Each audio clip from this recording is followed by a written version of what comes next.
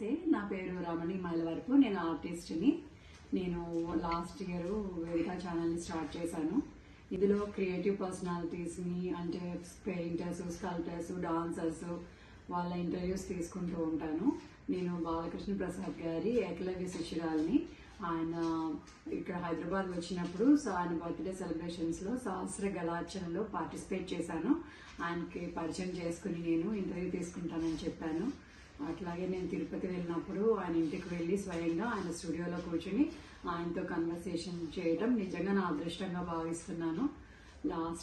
Last week edit అయింది interview. Actually last వీకే పెట్టాల్సి ఉంది, కానీ నేను పని ఒత్తిడి వల్ల పెట్టలేకపోయాను, వెంటనే చేయలేకపోయాను. అయితే దురదృష్టంగా ఈ సంఘటన జరిగింది. గురువుగారు వెంకటేశ్వర స్వామి దగ్గరకు వెళ్ళిపోయారు.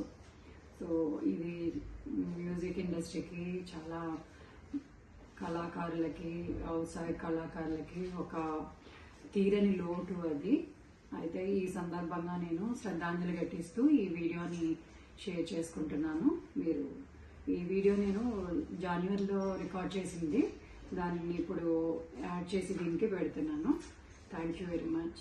డాక్టర్ శ్రీ గరిమెళ్ళ బాలకృష్ణ ప్రసాద్ గారు వాగ్గేయకారులు మరియు పేరు పొందిన సంగీత విద్వాంసులు. ఆయన తిరుమల తిరుపతి ఆస్థాన విద్వాంసులుగా 1978 నుంచి పనిచేస్తున్నారు. అన్నమాచార్య ప్రాజెక్ట్ స్పెషల్ గ్రేడ్ గాయకులు. ఆయన 1948లో నవంబర్ 9న రాజమండ్రిలో జన్మించారు. హైదరాబాద్లో విద్యాభ్యాసం చేసి ప్రస్తుతం తిరుపతిలో స్థిరపడ్డారు. ఆయన తండ్రి గరిమెళ్ళ నరసింహరావు గారు వాగ్గేయకారులు. తల్లి కృష్ణవేణి వోకల్ మరియు వైలిన్ ఆర్టిస్టు. ఆయనకు ప్రథమ గురువులు తల్లిదండ్రులు అయితే సంగీత కళానిధి డాక్టర్ నేదునూరి కృష్ణమూర్తి గారు, ప్రొఫెసర్ డాక్టర్ పశుపతి గారు మరియు పద్మవిభూషణ్ డాక్టర్ ఎం బాలమురళీకృష్ణ గారి వద్ద తదుపరి మెళకులు నేర్చుకున్నారు. ఆయన ప్రస్తుతం అహోబిలం మఠం ఆస్థాన విద్వాంసులు కూడా. 2020లో central government Sangeet Natak academy అవార్డును బహుకరించారు. ఆంధ్రప్రదేశ్ గవర్నమెంట్ ఉగాది పురస్కారమును 2007లో బహుకరించారు. హైదరాబాద్లో వాసవి ఆర్ట్స్ సంస్థ లైఫ్ టైం అచీవ్మెంట్ అవార్డును బహుకరించారు. వెంకటేశ్వరునిపై భక్తితో, అన్నమయ్య రచనల మీద అపారమైన అభిమానంతో ఆయన జీవితాన్ని భక్తి సంగీతానికి అంకితం చేశారు. ఆయన సుమారు 1000కి పైగా అన్నమాచార్య సంకీర్తనలకు స్వరకల్పన చేశారు. ఆయన సంప్రదాయ కర్ణాటక సంగీతము మరియు లలిత సంగీతంలో 1000కి పైగా స్వీయ రచనలు చేశారు. ఆయన నిరాడంబర జీవి. ఆయన సంభాషణలో మంచి చమత్కారం కనిపిస్తుంది. ఆయన సంకీర్తనల ద్వారా కోట్లాది మంది సంగీత అభిమానుల గుండెలలో సుస్థిర స్థానాన్ని సంపాదించుకున్నారు. ఆయన భార్య శ్రీమతి రాధ కూడా సంగీత కళాకారిణి. ఆయనకు 2 కుమారులు. చిన్నవాడైన అనిల్ కుమారు సంగీత కళాకారుడు. Playback singer S Janaki Balakrishna Prasad గారికి పిన్ని గారు అవుతారు. తిరుపతిలో వెంకటేశ్వరుని దర్శనం చేసుకొని బాలకృష్ణ ప్రసాద్ గారిని కలవడము, ఆయనతో సంభాషించడము జరిగింది. జలుబుతో కొంత ఇబ్బంది పడుతున్న ఆయన సంభాషించడము ఆయన మంచితనాన్ని చాటుతుంది. నమస్తే, మీ అందరికీ నూతన సంవత్సర శుభాకాంక్షలు, అలాగే సంక్రాంతి శుభాకాంక్షలు. నా పేరు రమణి మైలవరపు. నేను పెయింటర్, ఆర్టిస్ట్ని. హైదరాబాద్ నుంచి వచ్చాను. మన వెంకటేశ్వర స్వామి దర్శనం పొద్దున్న చేసుకొని సాయంత్రము గరిమెళ్ళ బాలకృష్ణ ప్రసాద్ గారిని కలుద్దామని ఇక్కడికి వచ్చాను. గరిమెళ్ళ బాలకృష్ణ ప్రసాద్ గారు మీ అందరికీ పరిచయమే. ఆయనకి ఏకలవ్య శిష్యురాలు నేను. పొద్దున్న లేస్తే సుప్రభాతం ఉన్నాక అన్నమయ్య కృతుల్ని ఆయన పాడగా రోజు అవి టీటీడీ ఛానల్లో రోజు చూస్తూ ఉంటాను. ఆ పాటలు పెట్టుకుని నా దైనందిన కార్యక్రమం, వంట చేసుకుంటూ, పనులు చేసుకుంటూ, పెయింటింగ్ చేసుకుంటూ ఆ పాటలు నిత్యం మా ఇంట్లో వినిపించాల్సిందే. సో నేను పెద్ద సంగీతంలో అంత జ్ఞానం లేకపోయినా ఏదో కొంచెం వరకు నాలెడ్జ్ ఉంది. సో గురువు గారిని ఎలాగైనా కలుద్దామని చెప్పి తిరుపతి వచ్చి సార్తో మాట్లాడి నేను అపాయింట్మెంట్ తీసుకున్నాను. సార్ నమస్తే అండి. నమస్తే. నూతన సంవత్సర శుభాకాంక్షలు అండి. ధన్యవాదాలు. మీకు కూడా థ్యాంక్స్ అండి. సంక్రాంతి శుభాకాంక్షలు. మిమ్మల్ని కలవడం నా అదృష్టంగా, అది పూర్వజన్మ సుకృతంగా భావిస్తున్నాను. నాకు గురుముఖంగా మీరు అంటే డైరెక్ట్గా మీరు నాకు గురువు కాకపోయినా మీ పాటలు వింటూ నేను ఏకలవ్యుల్లాగా శిష్యరికం సంపాదించాను. మిమ్మల్ని ఫస్ట్ టైం హైదరాబాద్లో జన్మదిన వేడుకలు జరిగినప్పుడు శాస్త్ర గళార్చన జరిగినప్పుడు నేను అక్కడికి వచ్చి 1000 మందిలో నేను కూడా కూర్చుని పాడాను. మీ గానామృతాన్ని ఆస్వాదించాను. మీ అబ్బాయి కూడా చాలా బాగా పాడారు అప్పుడు, అనిల్ కుమార్ గారు, రాముడిదే లోకాభిరాముడు అని. ఆ కీర్తన రోజు నేను వినాల్సిందే మా ఇంట్లో. అలాగే మీరు పాడిన కీర్తనలు కూడా జయలక్ష్మి వరలక్ష్మి, ఇంకా వినరో భాగ్యం విష్ణు కదా, అంతయు నీవే, అవన్నీ రోజు వింటూ ఉంటా. అసలు జయలక్ష్మి వరలక్ష్మి ఆ కీర్తనలో అయితే ఎంత లలితంగా పాల జల నిధిలో నా పసనైన మేగడ అన్నప్పుడు మేగడంత సున్నితంగా మీరు అంత చక్కగా పలికించారు మీరు. అసలు ఆయన అన్నమాచార్య రచించిన రచన ఒక వంతు అయితే మీరు ఆ గానంలో అంత అమృతాన్ని చక్కగా ఎంత చక్కగా పాడగలిగారు. అసలు నిజంగా చాలా మాకు మానసిక ఉల్లాసాన్ని ఇస్తుంది ఆ పాట వింటే. అలాగే ఏదైనా కొంచెం ఎప్పుడైనా ఒక రోజు డల్గా అనిపిస్తే తిరు జవరాల తిత్తిత్తే అని పాట, అలాగే వేదం లేని నీ నివాసం అట, ఇవన్నీ విన్నప్పుడు అలా హుషారిస్తాయి ఆ పాటలన్నీ. ఒక రకంగా మ్యూజిక్ థెరపీ అనేది ఉంది అని ఇవన్నీ వింటుంటే నాకు అనిపిస్తుంది. సో ఇంత చక్కని విద్వాంసుని, సంగీత కళాకారుణ్ణి మనకి ఇచ్చిన వారి తల్లిదండ్రులను ఒకసారి స్మరించుకుంటూ ధన్యవాదాలు. మీ తల్లిదండ్రుల పేర్లు ఒకసారి మీ పుట్టిన ఊరు చెప్తారండి? మా అమ్మ పేరు కృష్ణవేణి, మా నాన్నగారి పేరు గరిమెళ్ళ నరసింహారావు గారు. ఇద్దరు సంగీత విద్వాంసులే. మా నాన్నగారు కొంచెం ఎక్కువ, అంటే ఆయన మృదంగం సిస్టమేటిక్గా నేర్చుకున్నారు. కోలంక వెంకట్రాజు గారి దగ్గర డిప్లొమా కోర్స్ చేశారు హైదరాబాద్ మ్యూజిక్ కాలేజీలో. సహజంగా వాళ్ళ అన్నగారి దగ్గర నుంచి చూసి గమనించి హార్మోని వాయించడం వచ్చేసింది. అది భగవంతుడు ఒక ప్రత్యేకమైన గిఫ్ట్గా మా నాన్నగారికి ఇచ్చారు. మా నాన్నగారు హార్మోని వాయిస్తుంటే ఆ రోజుల్లో, ఎప్పుడు నాకు తెలిసి 67 అన్నాడు, పెద్ద పెద్ద హరిదాసులు వాళ్ళు, ఆ రోజుల్లో హరికథలే ఎక్కువ, కచేరీలు తక్కువ. అందులో హార్మోనియంతో కచేరీలు ఉంటే క్లాసికల్ కచేరీలు ఉండవుగా. ఆ హరికథల వాళ్ళు కోరి తీసుకెళ్తూ ఉండేవారు. నేను ఫింగరింగ్, ఆ నాదం అదంతా వాళ్ళకి నచ్చి. తర్వాత కొంతకాలానికి వైలన్ నేర్చుకున్నారు. తర్వాత నాకు ఊహ తెలిసే నాటికే ఆయన ఒక 200 దాకా క్లాసికల్ కీర్తనలు, కొన్ని వర్ణాలు రచించి ఉన్నారు సొంతంగా. ఆ విధంగా మా నాన్నగారు ఒక వాగ్గేయకారులు. ఆ తల్లిదండ్రులకి నేను రాజమండ్రిలో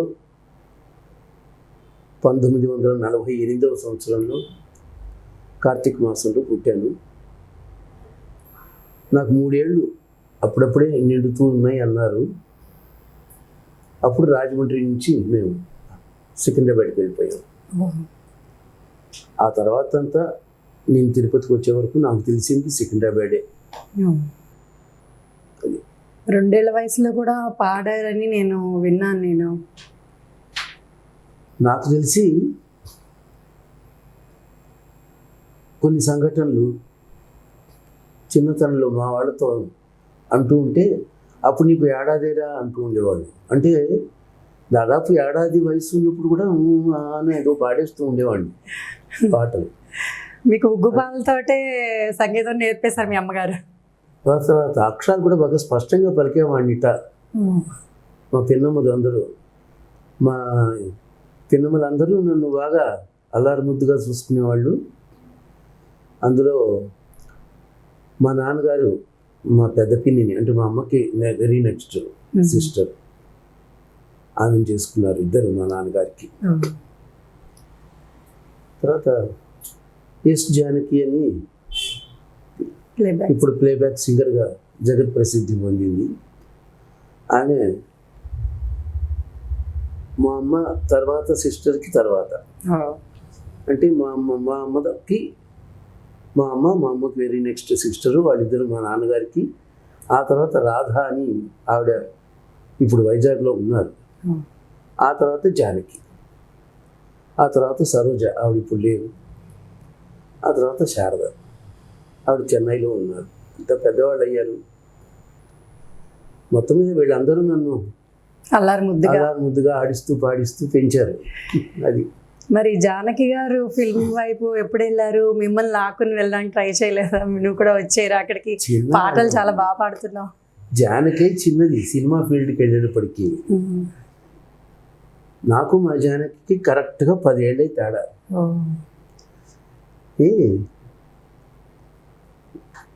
ఈ పరిస్థితుల్లో సికింద్రాబాద్లో మేము ఉన్న రోజుల్లో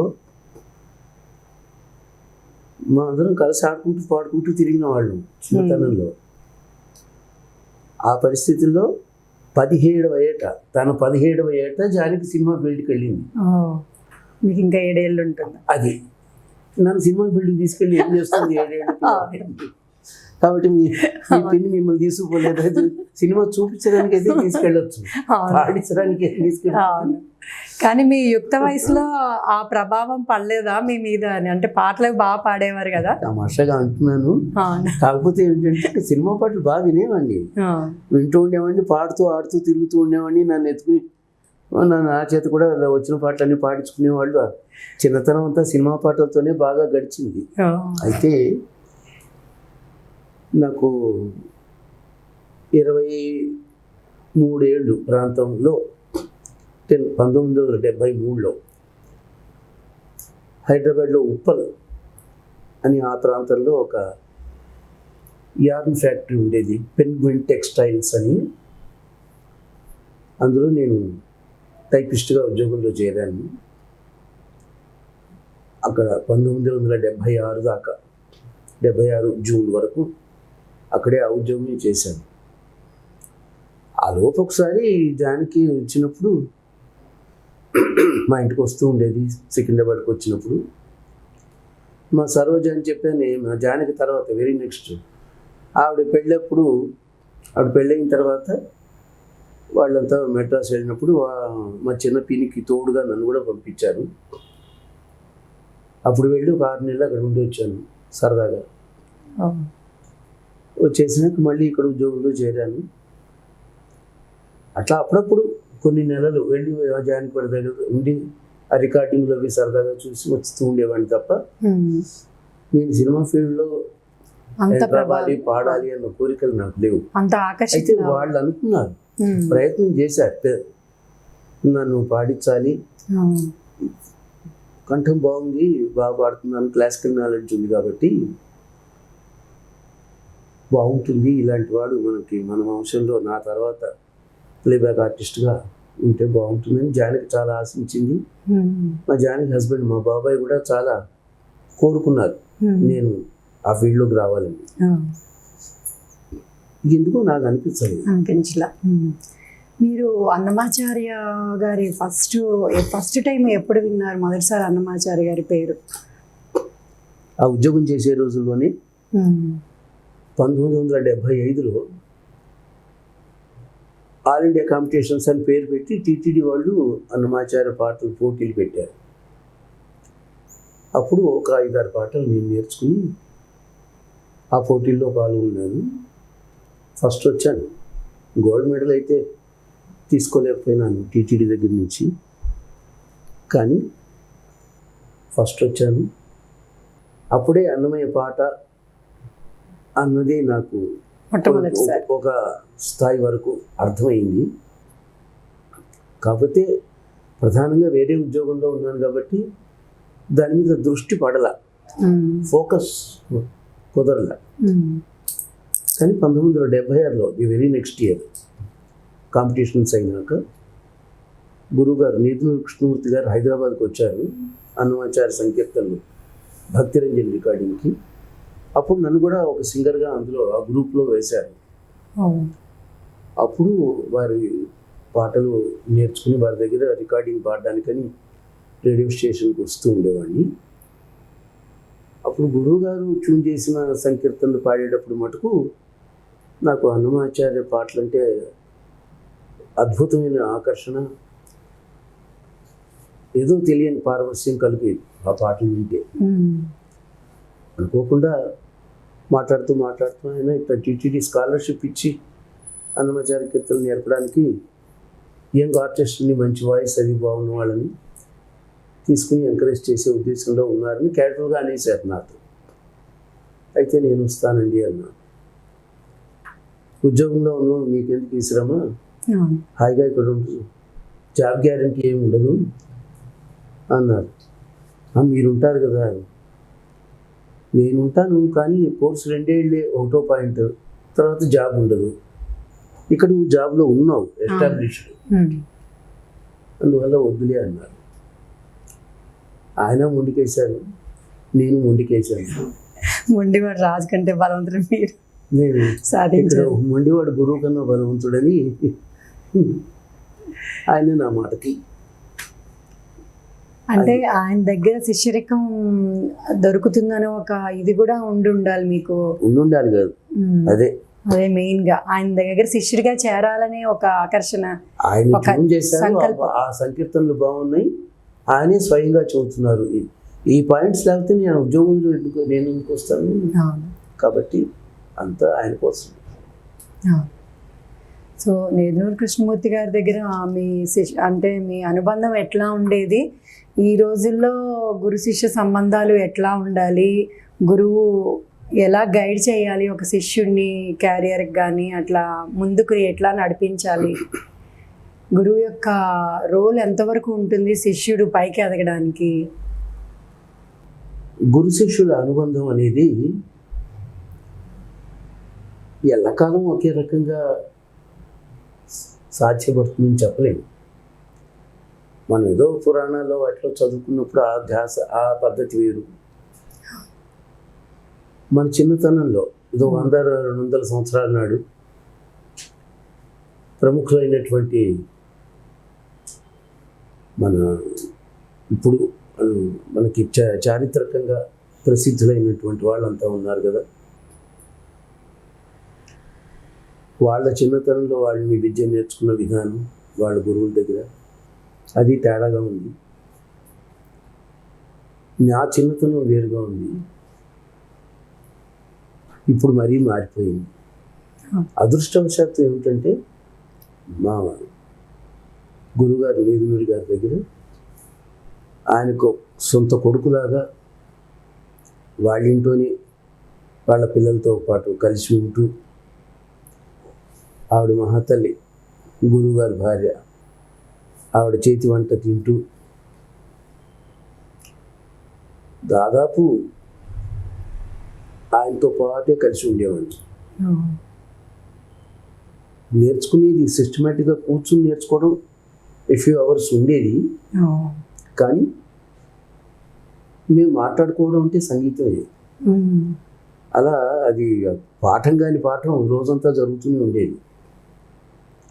అలా 2 ఏళ్ల కోర్సు అని వచ్చాను, కానీ ఆశపడి 1 సంవత్సరం అవ్వగానే ఆయన ట్రాన్స్ఫర్ అయిపోయి వెళ్ళిపోయారు. తర్వాత పశుపతి గారని ఇక్కడే మ్యూజిక్ కాలేజీలో ఆయన ప్రిన్సిపాల్ హోదాలో వచ్చారు. నేదునూరి గారి తర్వాత పశుపతి గారి దగ్గర 2వ సంవత్సరం కోర్సు ఆయన దగ్గర నేర్చుకున్నాను. నా స్కాలర్షిప్ ట్రైనింగ్ అలా పూర్తయింది. సో ఈ 2 సంవత్సరాల్లో మీరు స్వరాలు కట్టడము, రాగాలు అవన్నీ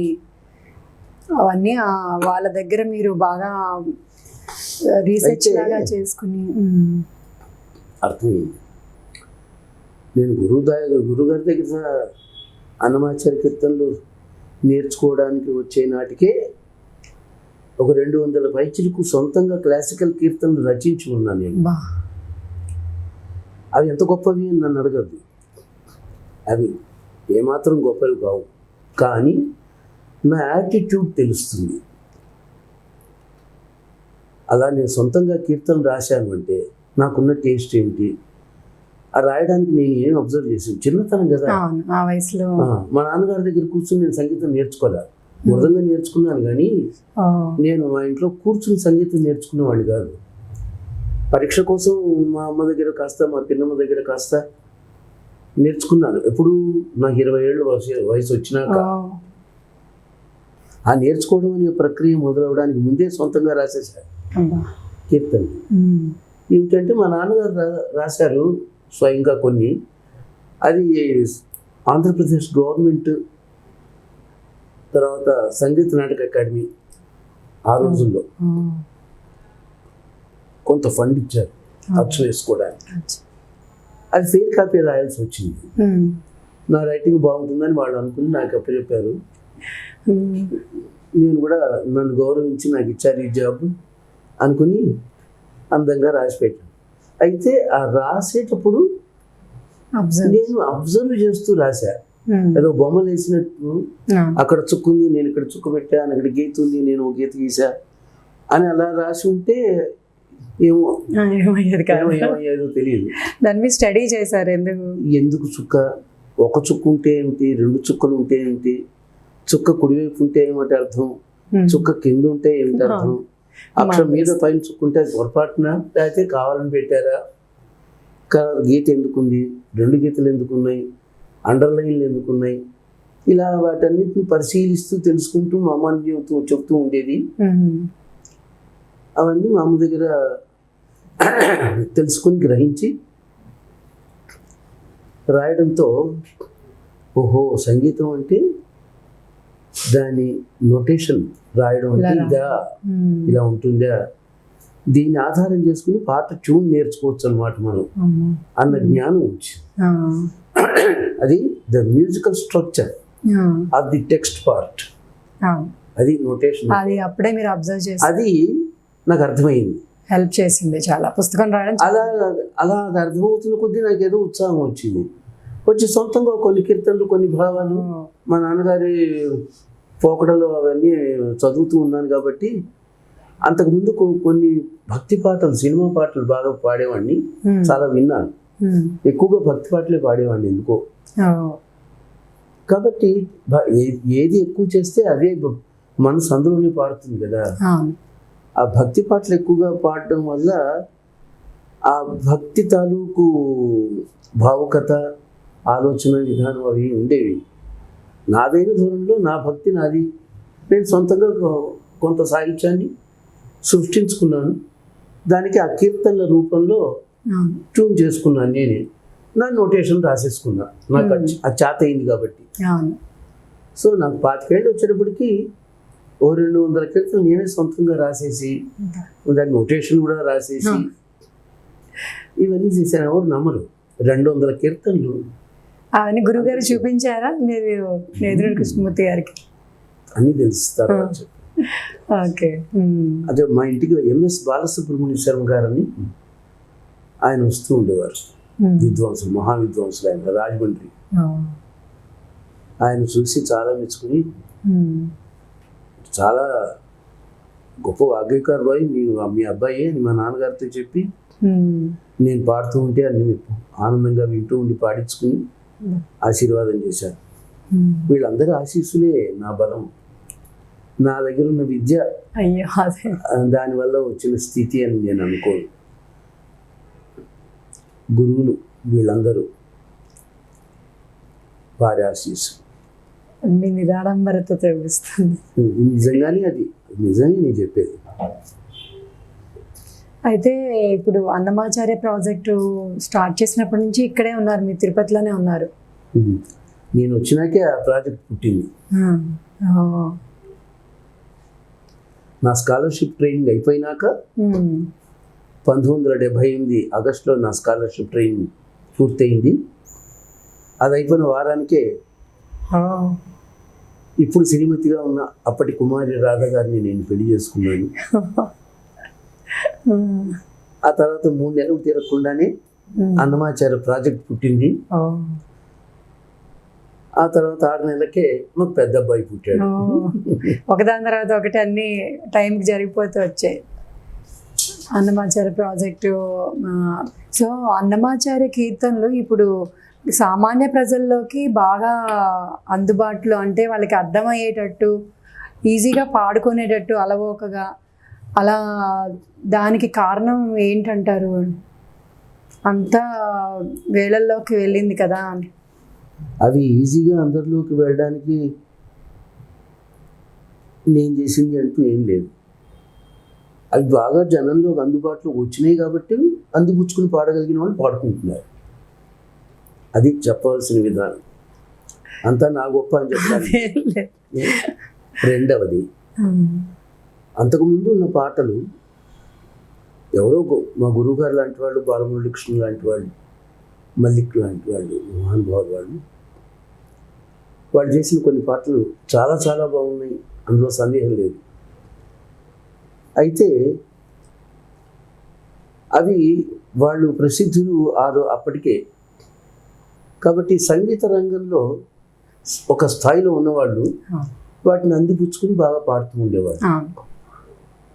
సామాన్య జనులు లైట్ మ్యూజిక్ పాడుకుంటూ ఉన్నవాళ్ళు ఎక్కువగా ఇళ్లలో నలుగురు కలిసి కూర్చుని నలుగురు చోట చేరినప్పుడల్లా ఆ పని చేస్తూ పాడుకునే పాటలు, ఆ స్థాయిలోకి పాటలు వెళ్ళడంలో నా పాత్ర, అక్కడ నా అదృష్టం. మాకు వీళ్ళు పెద్దవాళ్ళు చేసిన ఈ ట్యూన్లు కాక నేను చేసిన ట్యూన్లు వినడం అనేది వచ్చినాక వీళ్ళందరికీ ఈ అన్నమయ్య పాట ఆ స్థాయికి వెళ్ళిపోయింది. పాట పాడడం వచ్చిన ప్రతివాడు అన్నమయ్య పాట పాడే ఒక ఆసక్తి, అభిరుచి ఏర్పడింది. అట్లా ఏర్పడడంలో నా పాత్ర ఉంది. అది నేను సంతోషంగా చెప్పుకోదగిన విషయం. ఈజీగా పాడుకోవచ్చు, ఎటువంటి సంగీతం నాలెడ్జ్ బ్యాక్గ్రౌండ్ లేకుండా అన్నమయ్య పాటల్ని మనం దేవుడి ముందర కూర్చుని పాడుకోవచ్చు, వంటింట్లో పాడుకోవచ్చు, టీవీ ఎదురుగుండా కూర్చుని పాడుకోవచ్చు. దాంట్లో నువ్వు ఇలా తప్పు పాడుతున్నావు అని తప్పు పెట్టేవాళ్ళు ఉండరు. అది పాట కోసం అనేది అన్నమయ్య మీరు పాడిన పాటలని అనిపిస్తుంది, అన్నమయ్య రచనలు మీరు పాడిన తీరు. నేను ట్యూన్ చేసి జనంలోకి తీసుకొచ్చిన పాటల్లో అలా కొద్దిపాటి నాలెడ్జ్ ఉన్నా కూడా పాడుకునేందుకు వీలుగా ఉన్న పాటలు నేను చేశాను అనేది వాస్తవం. నా పాటలన్నీ అలాంటివే అనడం తప్పు. నా పాటలు పాడడానికి కూడా బోర్డంతో క్లాసికల్ నాలెడ్జ్ ఉంటే తప్ప సాధ్యం కాని పాటలు ఎన్నో ఉన్నాయి నేను చేసిన పాటలలో. అది మర్చిపోయి కొంతమంది అందరూ పాడుకోవడానికి వీలుగా చేశారు మీరు అంటారు. ఆ స్టేట్మెంట్ తప్పు. నేను చేసిన కొన్ని పాటలు ఇప్పటికీ బోర్డంత సంగీతం జ్ఞానం ఉండి బోర్డంత కోర్స్ సంగీతంలో చేసి సుమారుగా కచేరీలు చేస్తూ లలిత సంగీతం క్లాసికల్ రెండూ సమంగా పాడగలిగిన వాళ్ళైతే తప్ప పాడలేని స్థితిలో ఉండే పాటలు నేను చాలా చేశాను. ఆ క్రెడిట్ నాదే. పెద్దగా ఏం తెలియకుండా కొద్దిపాటి పాట జ్ఞానం ఉన్నా కూడా సరదాగా అటు పాడుకోవడానికి పనికొచ్చే పాటలు కొన్ని వందలు చేశాను. ఆ క్రెడిట్ నాదే. నా దగ్గర ఉన్న నా గురించి చెప్పేటప్పుడు ప్రత్యేకించి చెప్పుకోదగ్గ విషయం ఇది. ఇప్పటి వరకు ఒక 1000 రచనలని మీరు సంగీతం సమకూర్చటం అది చేశారని. 1000 అన్నమాచార్య కీర్తనలు నేను సంగీత కూర్పు చేశాను. అందులో 800 అన్నమాచార్య కీర్తనలు ఒక 5-10 తేడాగా టీటీడీకి రికార్డ్ చేశాను. కాబట్టి అదేదో గాలిమాట అనుకోకర్లా. డాక్యుమెంటేషన్ బాగా చేసి టీటీడీ వాటన్నిటిని భద్రపరిచింది. Very nice. డాక్యుమెంటేషన్ అన్ని బాగా ప్రాపర్గా పొందుపరిచారు. భగవంతుడే అవకాశం ఇచ్చాడు. టీటీడీ సంస్థ నా చేత చేయించింది, చేశాను. అది నా అదృష్టం. అయితే నేను స్వరపరిచాను అని చెప్పుకోవడానికి 1000 పాటల పైన అన్నమాచార్య కీర్తనలు స్వరపరిచాను. అదొక పెద్ద రికార్డు. ఇంకా ప్రయత్నపూర్వకంగా ఎవరైనా చేద్దామన్నా కూడా అంత తేలిగ్గా సాధ్యం అయ్యే పని కాదు. ఆ భాగ్యం కూడా భగవంతుడు నాకే ఇచ్చాడు. అయితే ఇన్ని ఎలా సాధ్యం? ఒకవైపు లలిత సంగీతము, జానపద గీతాలు, మళ్ళీ అన్నమయ్య రచనలు, మీరు అవి సంగీతం సమకూర్చటము, మళ్ళీ ఇంకా ఇన్ని పుస్తకాలు రాస్తున్నారు మీరు. ఇవన్నీ మీరు ఎలా మేనేజ్ చేస్తారు టైం అసలు? నా ఉద్యోగంలో ప్రధాన అంశం కచేరీలు చేయడం. నా అపాయింట్మెంట్ వాళ్ళు ఇచ్చినప్పుడు నాకు నిర్దేశించిన పని వాళ్ళు అడిగిన చోటికి నేను వెళ్ళి అన్నమాచార్య సంకీర్తనలు పాడుతూ ఉండడం, ఆ విధంగా ప్రచారం చేయడం, అదే ప్రధాన అంశం. అయితే నోటితో పని కట్టుకుని అదొక డ్యూటీగా నా మీద ఇంపోజ్ చేసింది కాదు. కానీ నేను పాటలు ట్యూన్ చేయడం, అవి బాగుండడం, జనాకర్షణ ఉండడం, దాన్ని టీటీడీ కూడా యాక్సెప్ట్ చేసి నేను స్వరపరిచిన అన్నమాచార్య కీర్తనలు నేను టీటీడీ రికార్డింగ్ పాడుతుంటే కూడా వాళ్ళు యాక్సెప్ట్ చేసేవాళ్ళు. అది తెలియకుండా అనుకోకుండా వచ్చేసింది. అది కాక నేను ఉద్యోగంలో చేరిన 3-7 నేను చేసిన ట్రైనింగ్ ఉందే అన్నమాచార్య స్కాలర్షిప్ ట్రైనింగ్, అది కంటిన్యూ అయింది. నా నెక్స్ట్ బ్యాచ్ కాక నెక్స్ట్ బ్యాచ్ నుంచి ఆ క్లాస్లో కండక్ట్ చేసే డ్యూటీ నాకు ఇచ్చారు. సో నేను ఒక 25 సంవత్సరాలు నేను చేసిన కోర్సు లాంటిదే చేసిన స్కాలర్షిప్ స్టూడెంట్స్కి అన్నమాచార్య కీర్తనలు నేను అఫీషియల్గా నేర్పాను. ఇది కాక నేను వాడుతున్న కచేరీలు కాక టీటీడీ రికార్డింగ్ యాక్టివిటీస్ కూడా మెల్లిమెల్లిగా ప్రారంభించి వృద్ధిలోకి తీసుకొచ్చింది సంస్థ ద్వారా. అప్పుడు కూడా నా పాత్ర ప్రధానంగా ఉంది. అందులో నా ట్యూన్స్ ఎక్కువ రికార్డ్ అయినాయి. కాబట్టి నేను ఆఫీస్ డ్యూటీ చేయడం, బయట కచేరీలు చేయడం, స్కాలర్షిప్ ట్రైనింగ్ స్టూడెంట్స్కి ట్రైనింగ్ ఇస్తూ ఉండడం, ఇవి పక్కన కొత్త పాటలు అన్నమాచార్య ట్యూన్ చేస్తూ ఉండడం, వాటిని రికార్డింగ్ చేస్తూ ఉండడం, మళ్ళీ బయటకు వెళ్ళి నేను ఇవన్నీ పాడుతూ ఉండడం, ఇన్ని ఒక్కసారి సైమల్టేనియస్గా జరిగినాయి. మానవ సాధ్యం కాదు ఇది. అట్లా కాదు, కానీ తేలిక కాదు. వెంకటేశ్వర స్వామి దయ ఉంది, ఒక శక్తి, ఒక తెలియని ఆకర్షణ, దాంట్లో ఒక తృప్తి, ఏదో ఒక తృప్తి. నేను ఇవన్నీ చేస్తున్నాను, నా ద్వారా జరుగుతున్నాయి, వీటికి జనం గుర్తిస్తున్నారు వీటన్నిటిని అన్న ఈ భావాలన్నీ నాకు శక్తినిచ్చి నా చేత చేయించింది. అంతే తప్ప నిజంగా అంత తేలిగ్గా అయ్యే పని కాదు. ఒకవైపు రచనలు చేయడం, సొంత రచనలు చేయడం, మళ్ళీ పుస్తకాలు రాయడం, మళ్ళీ అవన్నీ నేను నాకుగా నేను తలకెత్తుకున్న పనులు. 12-13 పుస్తకాల దాకా టీటీడీకి అచ్చు వేశారు నోటేషన్తో. వాళ్ళే నన్ను అది చేయకపోతే ఎందుకు చేయలేదని అడిగేవాళ్ళు లేరు ఎవరు. నాకు ఏది చేయకపోయినా నువ్వు ఎందుకు చేయలేదని అడిగేవాళ్ళు కూడా లేరు. నీ ఓన్ ఇంట్రెస్ట్ తోటి అంతే నేను చేస్తూ ఉండేవాడిని, వాళ్ళు యాక్సెప్ట్ చేస్తూ ఉండేవాళ్ళు, అలా జరుగుతూ ఉండేది. నెక్స్ట్ జనరేషన్స్కి మీరు ఇచ్చే సంపద అని చెప్పాలి. నాకు అందులో ఒక తెలియని ఒక తృప్తి, ఆనందం ఉన్నాయి. నాకుగా నేను చేస్తూ ఉండేవాడిని. ఇప్పుడు మీ పిల్లలిద్దరూ కూడా సంగీతం, మీ చిన్న అబ్బాయి అనిల్ చూస్తుంటాను ఆన్లైన్లో. పెద్దవాడు బాగా పాడతాడు, మా పాటలు వింటూ పెరిగిన వాళ్ళేగా పిల్లలు. చిన్నవాడు కొంచెం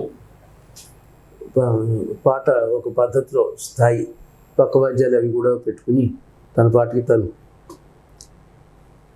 ఒక ప్రోగ్రామ్ని నిభాయించి పాడగలిగే స్థాయి దాకా ఎదిగాడు వాడు.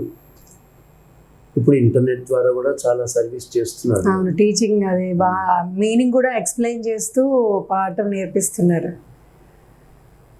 భగవంతుడి దయ. మీరు ఇంకా విదేశాలకు వెళ్ళి అక్కడ కూడా కచేరీలు ఇవ్వటం అట్లా జరిగాయా మీ క్యారియర్లో? ఇప్పుడు 25 ఏళ్ల క్రితం వెళ్ళాను ఒకసారి, 2.5 నెలలు అక్కడ ఉండి పాడాను. 25 ప్రోగ్రాం దాకా వచ్చేసాను, చాలు అనిపించింది మళ్ళీ వెళ్ళాలి. మీరు ఇంకా అంటే ఈ రచనలు ఇవి కాకుండా మీకు ఇంకా ఏదైనా చెయ్యాలని, ఒక కొత్తది ఏదైనా మొదలు పెట్టాలని ఇదివరకు ఒక ఇంటర్వ్యూలో విన్నాను, స్కూలు తెరుద్దాం నాకు నేను అనుకున్నాను అని ఒకసారి అన్నారు మీరు. అనుకున్నాను, ఆ ఓపిక ఇప్పుడు లేదు, ఇంకా నాకేం కోరికలు లేవు. ఆన్లైన్లో కూడా సాధ్యము. ఆన్లైన్లో సంగీతం చెప్పడం అనే ఆ కాన్సెప్టే నాకు కొంచెం ఇబ్బందికరం. ఆ ఉద్దేశం నాకు లేదు. నేర్చుకునేవాళ్ళు నేర్చుకుంటున్నారు, చెప్పేవాళ్ళు చెప్తున్నారు, నేను చెప్పలేను. మ్యూజిక్ థెరపీ గురించి మీరు ఏం చెప్తారు? అంటే మ్యూజిక్ నిజంగా హీల్ చేస్తుందంటారా?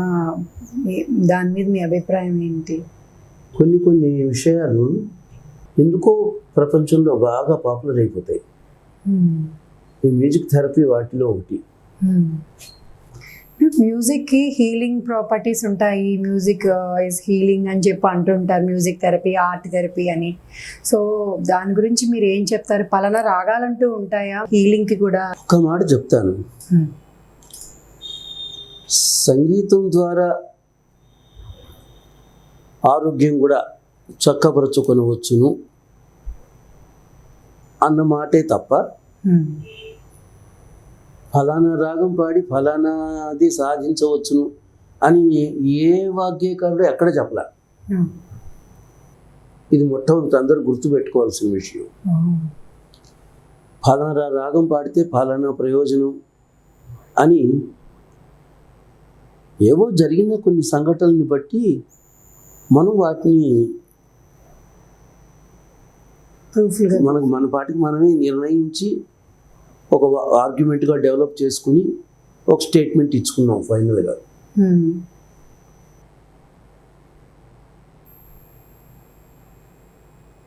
ఫలానా పనికి ఫలానా రాగం అని త్యాగరాజస్వామి లాంటి వాగ్గేయకారుడు కానీ, శ్యామశాస్త్రి లాంటి వాగ్గేయకారుడు కానీ ఎప్పుడు ఎక్కడ చెప్పలేదు.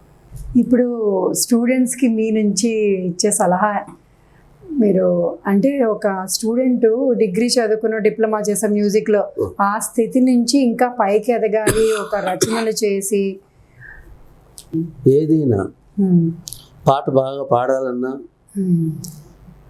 రచనలు చేయాలన్నా, ఏ చేయాలన్నా భగవంతుడి దయ ఉండాలి.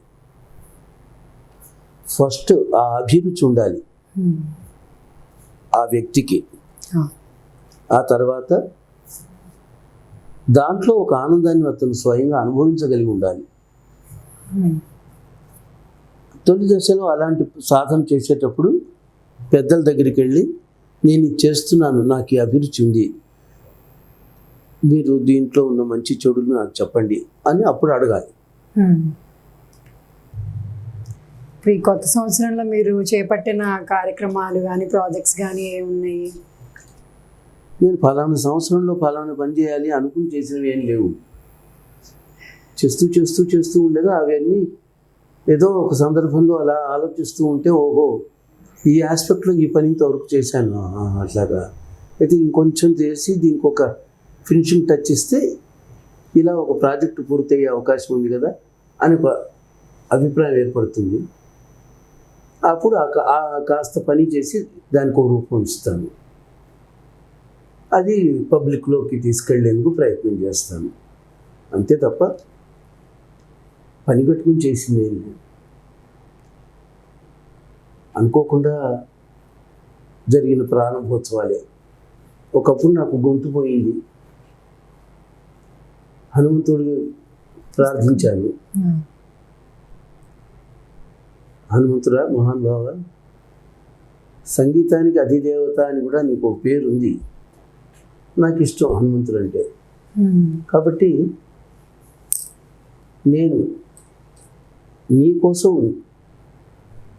21 రోజుల్లో 21 కీర్తనలు రచించి నీకు అంకితం ఇస్తాను. నేను కొత్తగా చేసేది ఏమిటంటే నీ మీద కీర్తన రచించి నీకు అంకితం ఇస్తా, నాకు ఈ గొంతు మరి గొంతు, వాపస్ నా గొంతు నాకు ఇచ్చి కాపాడు, లేదా నా జీవితం లేదు, నా వృత్తి పాట అని చేశారు. అది ఆంజనేయ కృతిమణిమాల అన్న పేరుతో పుస్తకంగాను వచ్చింది, సీడీలు వచ్చినాయి, ఆ కీర్తనలకి గుర్తింపు వచ్చింది. తద్వారా నాకు వాగ్గేయకారుడిగా చిరస్థాయిగా గుర్తుండిపోయే ఒక ఇది స్థితి. వాగ్గేయకారుడు బాలకృష్ణ ప్రసాద్ అన్నమాట మహానుభావులైన బాలమురళీకృష్ణ గారు, నేదుని కృష్ణమూర్తి గారు, ఎంఎస్ బాలసుబ్రహ్మణ్య శర్మ గారు, పశుపతి గారు, మణికృష్ణస్వామి గారు, ఇంకా ఎంతోమంది విద్వాంసులు, అన్నవరం రామస్వామి గారు లాంటి వాళ్ళు, ఎంతోమంది విద్వాంసులు, వాళ్ళందరూ నన్ను ఒక వాగ్గేయకారుడిగా గుర్తించి గౌరవించి బాలకృష్ణ ప్రసాద్ అనగానే ఓ ఆయన అని గుర్తు పెట్టుకునే స్థితికి తీసుకెళ్ళింది ఆ వర్క్. అలాగే ఇంకొక సందర్భంలో ఏదో పబ్లిష్ చేయడానికి అన్న ఉద్దేశం కాదు, కానీ ఒక కష్టకాలంలో నవగ్రహ కీర్తనలు చేశాను. ఆ నవగ్రహ కీర్తనలు కూడా ఒక ఫైన్ మార్నింగ్ ఇలాంటి పుస్తకం ఒక అవకాశం వచ్చింది. నా మీద పిహెచ్డి చేసింది ఒక అమ్మాయి. ఆ అమ్మాయి దాన్ని స్పాన్సర్ చేసి పుస్తకం, ఇదిగో ఇదే పుస్తకం, నవగ్రహాది కృతిమణిమాల. ఇందులో 9 మరీ చిన్న బుక్ అవుతుంది, 9 కీర్తనలు అంటే అని ఇంకో 4-5 వేరే కీర్తనలు కలిపి ఒక వర్ణం కలిపి ఇదో పుస్తకం చేశాను. ఇది అది అనుకోకుండా దాని విలువ దానికి. అలాగే ఒకప్పుడు ఇంకొక అమ్మాయి నా మీద పిహెచ్డి చేస్తా అంటే ఆ అమ్మాయికి సహకారం కోసం అని కొంత వర్క్ చేశా వినాయకుడి కీర్తనల మీద. క్లాసికల్ మ్యూజిక్లో వినాయకుడి కీర్తనలు ఎలా ఉన్నాయని ఆ అమ్మాయి కోసం సేకరణ మొదలుపెట్టారు. రోజు రేడియో విని, ఏ కచేరీ వస్తే అదల్లా విని, ఎవరెవరు పాడుతున్నారు, అసలు ఎన్ని కీర్తనలు సర్క్యులేషన్లో ఉన్నాయి వినాయకుడి మీద అని ఓ ఏడాది పైన కష్టపడి ఓ 150 కీర్తనల దాకా సేకరించి అవన్నీ చేశాను. అయితే నేను సేకరించడం సరిపోయింది, కానీ ఆ అమ్మాయి చివరికి పిహెచ్డి చేయలే. నేను సేకరించిన కీర్తనలను కూడా నేనేం వాడుకోలే. ఓహో ఇన్ని ఉన్నాయని తెలిసింది కనీసం దానివల్ల. ఆ చేస్తూ ఉన్న దశలోనే నాకు వినాయకుడి మీద ఒక అనురక్తి ఏర్పడింది. అప్పుడు నేను సొంతంగా వినాయకుడి మీద పుస్తకం ఒక 60 కీర్తనలు పైన నేను రచించా. 60 అంటే చాలా పెద్ద పుస్తకం అవుతుంది.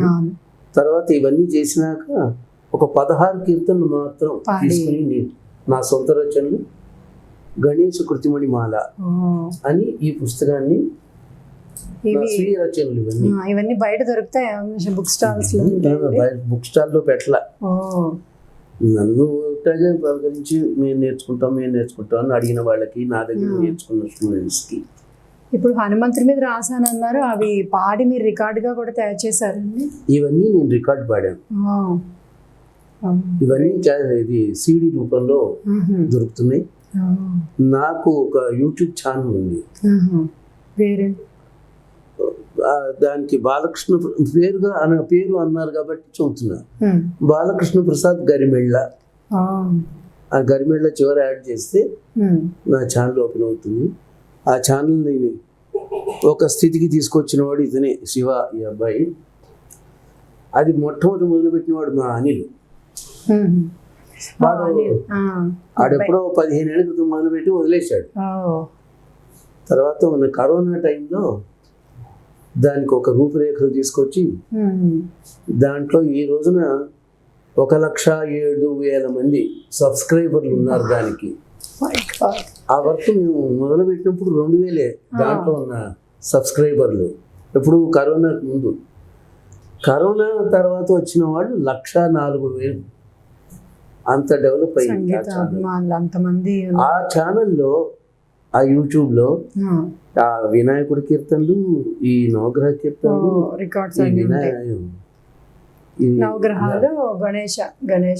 హనుమంతుడి కీర్తనలు అన్నీ పెట్టాం.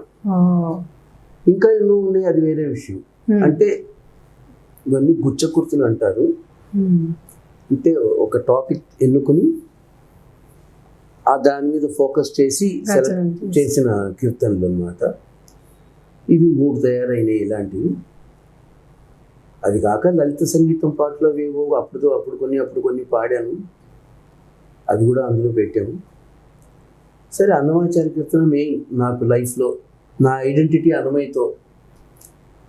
కాబట్టి దాదాపు 450 అన్నమాచార్య కీర్తనలు దాకా అందులో ఉన్నాయి ఆ యూట్యూబ్ ఛానల్లో. ఇవన్నీ కలిపి దాదాపు 500 దాకా ఉంటాయి ఇప్పుడు నా యూట్యూబ్ ఛానల్లో. చూస్తాను నేను తప్పకుండా. బాలకృష్ణ ప్రసాద్ గరిమెళ్ళ అని కొడితే వచ్చేస్తుంది. నేను ఈ జీవితం ఇలా జరగాలి, నేను ఇది చెయ్యాలి అనుకుని చేసిందల్లా అన్నమయ్య పని, సంకల్పించి చేసిన పని. ఎందుకంటే నాకు అన్నం పెడుతున్నాడు. అన్నమాచార్య ప్రాజెక్టులో నాకు ఒక స్థితిగతులు కల్పించి, దాని ద్వారా నాకు రికగ్నిషన్ కల్పించి, నా కుటుంబానికి నాకు అన్నం పెట్టాడు. కాబట్టి అన్నమయ్యకి నేను సాలిడ్గా ఇంత చేయాలి ఏదన్నా అని అనుకుని చేసిన పని.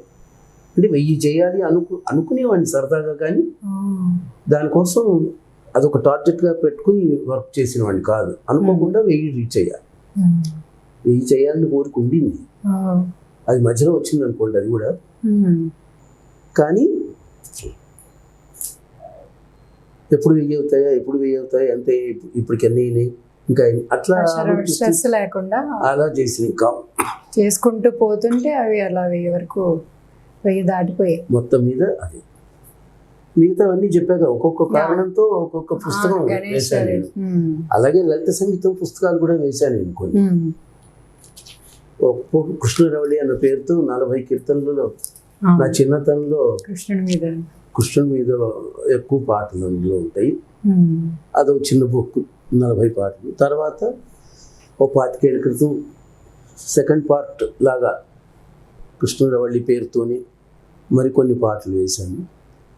ఒక 4-5 ఏళ్ల క్రితం బాలకృష్ణ భావలహరి అన్న పేరుతో 108 నేను రచించినటువంటి లలిత సంగీత గేయాలు, అదో పుస్తకంగా వేశాను.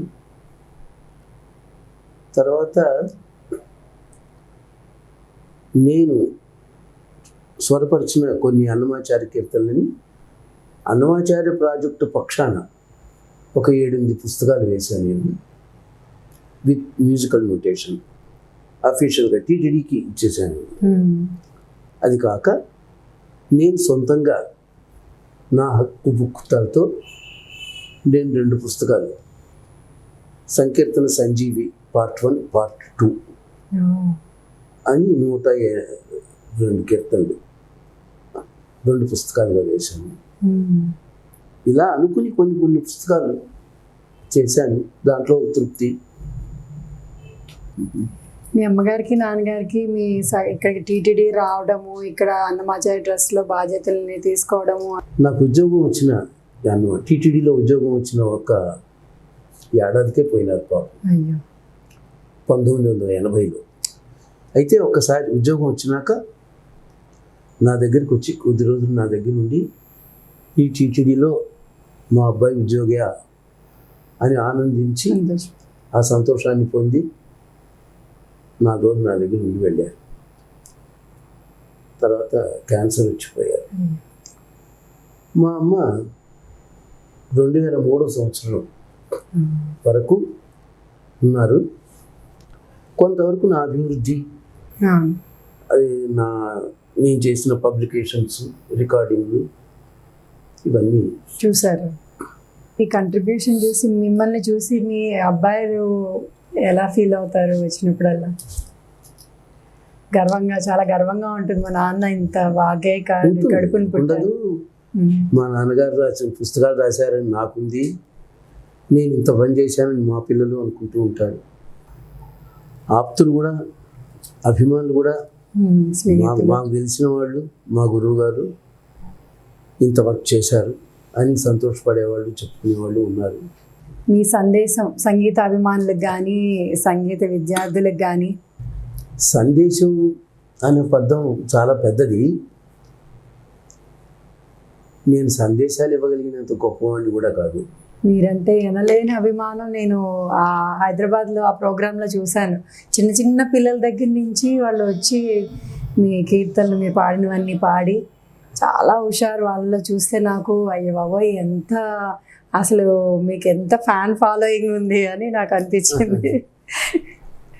మీరు ఇలాగే చిరకాలం ఆయుర ఆరోగ్య ఐశ్వర్యాలతో మీ సంగీత సంపద కూడా మీ కుటుంబాలకి తరతరాలకి వెళ్తూ ఇంకా అనేక రచనలు చేయాలి. స్వీయ రచనలు, అన్నమాచార్య కీర్తనలు కూడా ఇంకా ప్రజల్లోకి బాగా తీసుకెళ్ళాలి. నా తర్వాత చెప్పుకోవడానికి మా అబ్బాయి లఘు ఉన్నాడు, అనిల్ కుమార్. బొల్లెమ్మ అని నేను రిటైర్ అయ్యే కొద్ది రోజుల ముందు పరిచయం అయింది. మా టీటీడీ అన్నమాచార్య ప్రాజెక్టులో స్టాఫ్ ఆ అమ్మాయి. ఆ అమ్మాయిని టేకప్ చేసి నేను ప్రత్యేకించి నా కీర్తనలు స్టడీగా అమ్మాయికి నేర్పి 150 సంకీర్తనల వరకు టీటీడీ రికార్డింగ్స్లో పాడించాను అమ్మాయికి. నాతో అన్ని పాటలు డ్యూయెట్లుగా పాడిన మనిషి ఎవరు లేరు. 150 పాటలకు గాను దాదాపు 115, 120 వరకు డ్యూయెట్లుగా మేము పాడినవే. తర్వాత 20 ఎన్నో తను సోలోగా పాడింది. ఆ అమ్మాయి బాగా పాపులర్ ఇప్పుడు. అంతకుముందు శ్రీదేవి, ఎన్సి శ్రీదేవి అని, ఆ అమ్మాయి బేసికల్గా బ్యాంక్ ఎంప్లాయీ, కానీ వాళ్ళ సొంత చెల్లెల్లాగా బాగా ఆప్తురాలుగా ఉండేది. ఆ అమ్మాయి నేను కలిసి కూడా చాలా కచేరీలు చేశాము. ఆ అమ్మాయికి కూడా కొన్ని వందల అన్నమాచార్య కీర్తనలు అవి నేర్పాను నేను. ఇగో ఇలా ఒకళ్ళిద్దరు మటుకు నా పేరు చెప్పుకోవడానికి చాలా అదృష్టవంతులు. మీ ద్వారా చాలా విషయాలు తెలుసుకున్నాను నేను. మీకు భగవంతుడు ఎప్పుడు మిమ్మల్ని చల్లగా నిండి నూరేళ్ళు చూడాలి. చాలా సంతోషం. కాసేపు కలిసి మీరు అడగగానే దైవ దర్శనం అయిపోయాక ఇలా వచ్చేసాను నేను. మీరు అనగానే సరే పాపం మీకు కొద్దిగా అస్వస్థత ఉండడం వల్ల అంత ఫ్రీగా మాట్లాడలేకపోయాను. అయినప్పటికీ మిమ్మల్ని ఇబ్బంది పడ్డం ఇష్టం లేక అదే రావాలా వద్దని తటపటాయించాను. కానీ ఒకసారి కలిసైనా వెళ్ళిపోదాము చూసని ఇలా వచ్చాను అనమాట. చాలా అదృష్టం సేపు మీకు చూపించడము. మీ అందరికి కూడా కృతజ్ఞతలు. మీకు ఈ నా పెయింటింగ్ని వస్తూ ఈ పెయింటింగ్ చేశాను మీకోసం. ఇవన్నీ మీరు సమకూర్చిన రాగాలైతే వెంకటేశ్వర స్వామి పై నుంచి చల్లగా దయతో చూడాలి. ఓకే, చాలా సంతోషం అండి. చాలా థ్యాంక్స్ లాట్.